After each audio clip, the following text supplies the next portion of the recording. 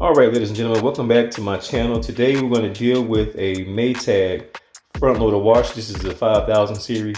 We've been having problems just starting last night to where we get an F28 error code. And then as you can see, the F28 has cleared after us unplugging. It came back on.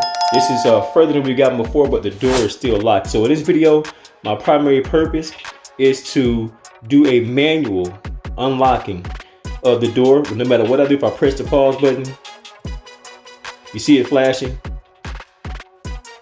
It's not letting us unlock that door. So that control is stuck. Hopefully we don't have any kind of components or anything burnt out, but we're going to go into the back of this thing and do the manual releasing and see if that resolves the issue for us. But that door will not come open.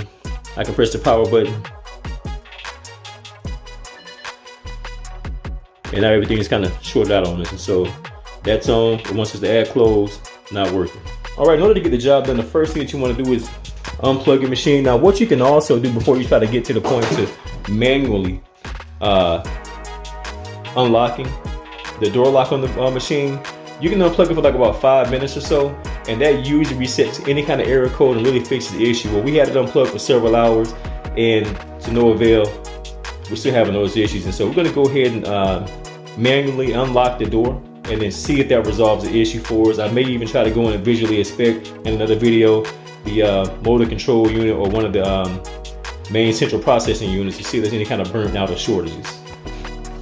All right, in order to get started, we're going to have to remove these 3 screws from the back of the dryer. In my 5000 series, if you look, I have torque screws in here, and so these torque screws on mine are size T20. I don't have my screwdriver, but I do have my drill bit, so I'm going to go ahead and take these off real quickly.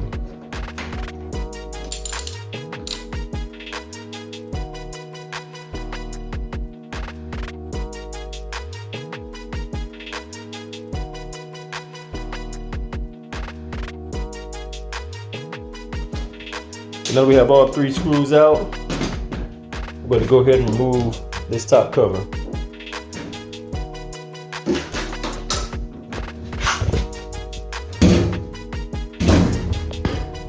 It slides back and you can lift it up, and this is the inside of our unit.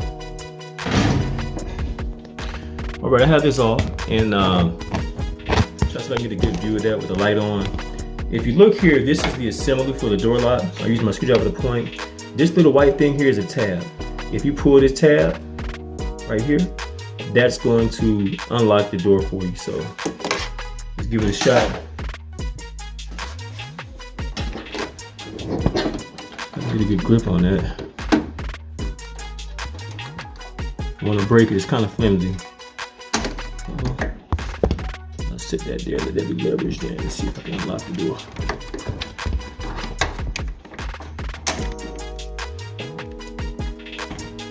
Voila, there you go. So the door is unlocked.